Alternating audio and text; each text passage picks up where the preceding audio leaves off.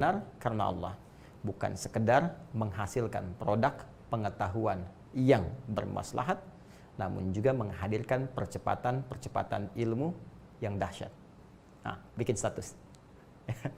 Nah, jadi ini poin pertamanya, niatkan karena Allah lillah.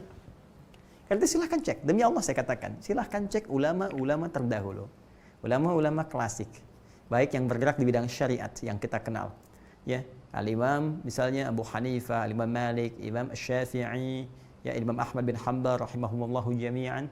Ya, saya mengambil periode yang agak di masa-masa emas, ya, yang kalangan salaf tapi di akhir-akhir, sehingga lebih dekat kepada generasi-generasi setelahnya. Kalau sahabat sampai ke Nabi nggak usah ditanya, itu udah otomatis niatnya sempurna itu, ya.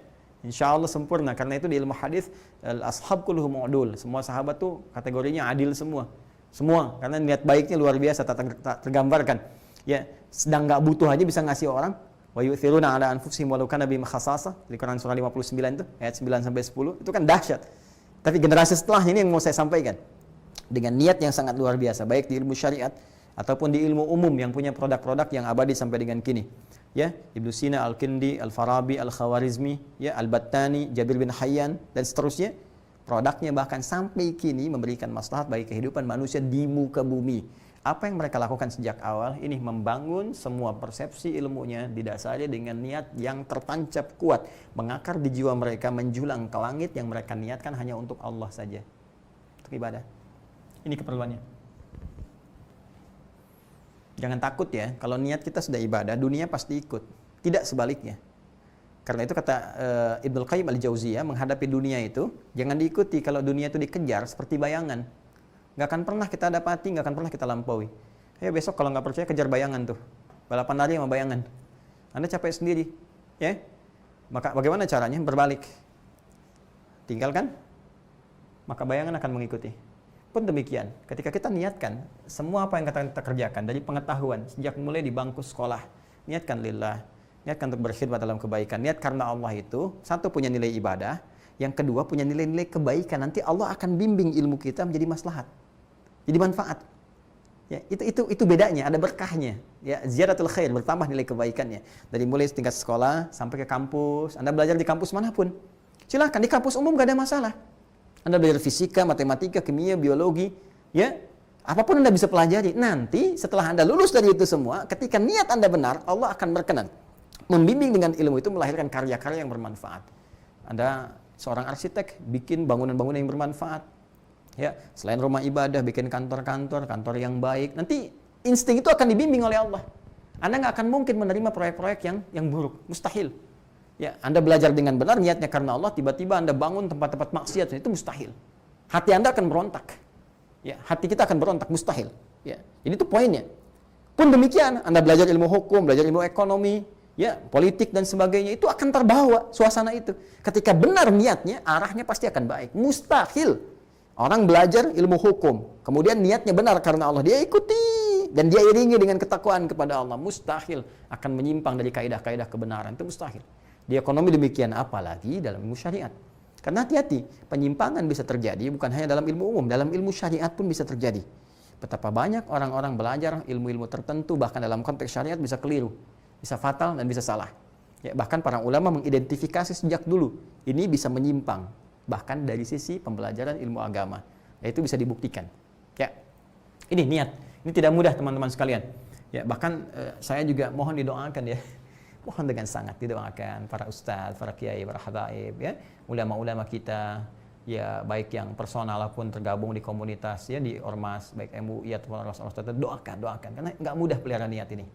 Jadi antara manusia-manusia, insan beriman yang dihisab di hari kiamat, yang di awal-awal, 3 golongan utama itu banyak masuk neraka. Ya, golongan pertama para orang-orang ahli ilmu, yang mengaku ketika ditanya, apa yang kau lakukan dengan ilmumu? Mereka mengatakan, ya Allah, kami ajarkan karenamu. Kata Allah, kadzdzab, bukan kadzib, tapi kadzdzab. Kadzib sekali dusta, kadzdzab banyak berdusta. Dibuka filenya, ternyata dia hanya niatnya untuk mencari dunia saja. Ngajar untuk cari popularitas. Kalau sekarang di dunia banyak ingin cari subscriber saja, kan? Ingin cari penghasilan dunia. Kalau dulu orang cari amplop macam-macam, sekarang pengennya ya dapat penghasilan dari YouTube, dari apa, dari macam-macam, niatnya sudah ke dunia. Baik ya. Nah, secara kaidah kalau keduniaan itu pilihan, ya. Tapi kaidah akhirat ketika semua difokuskan ke dunia, akhiratnya nggak dapat. Jadi kalau kita niatkan lillah karena Allah akan bimbing. Dunianya dapat sekaligus dan diarahkan dari dunia itu untuk produk yang bermaslahat lagi. Diarahkan lagi sehingga nilai manfaatnya banyak. Dunianya dapat, nyaman, tapi diarahkan oleh Allah dengan berkualitas. Ya, Anda pun demikian. Ya, jadi jangan diduga mudah. Yang kedua, orang kaya yang dengan kekayaannya itu sering terlihat dermawan, sering bagi. Ditanya, apa yang kamu kerjakan dengan harta yang kau bagikan itu? Mereka berkata, lillah karenamu ya Allah. Kata Allah, bohong, kadzab kamu. Buka filenya, ternyata niatnya untuk riya. Ya, pengen diketahui orang, pengen catat dan sebagai orang dermawan. Ya, demikian. Yang ketiga, orang-orang yang tampil berani, membela, tampil seakan-akan orang hebat, ahli kebenaran. Ditanya, kenapa engkau kerjakan, untuk apa? Dia katakan, lillah, untukmu ya Allah. Kata Allah, kadzab, bohong. Ya, engkau hanya ingin dikenal sebagai orang pahlawan, sebagai orang hebat, sebagai orang begini. Enggak ada kamu kepentingan akhiratnya. Akhirnya, apa yang dikerjakan di dunia itu tidak punya nilai akhirat. Ketika kosong akhirat, gak mungkin masuk surga. Berat. Apalagi timbangan dosanya tak terukur. Maka mesti dicuci di tempat yang sangat menakutkan, mengerikan. Ya, yaitu neraka. Dan sering-seringlah baca ayat tentang neraka. Supaya kita bisa menghindarinya. Hudzaifah al-Yamani itu sahabat yang sangat luar biasa. Selalu berpikir, ya, terbalik, antitesis dari teman-teman yang lainnya. Jadi kalau orang bertanya surga, beliau tanya paradoks, tanya tentang neraka. Orang tanya tentang nikmat kubur, beliau tanya tentang siksa kubur. Sehingga sahabat-sahabat berkata, ya, kamu ini gimana sih? Kok nanya yang seperti itu? Kata Hudzaifah, kalau orang tanya surga itu biasa.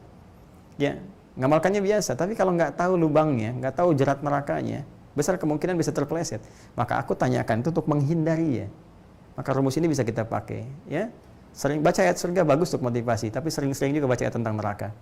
Supaya banyak kita menangis, banyak sentuhan pada jiwa, getaran kemudian kepada hati kita sehingga mengarahkan kita pada nilai kebenaran lagi. Mesti banyak merenung, terutama di situasi-situasi seperti ini.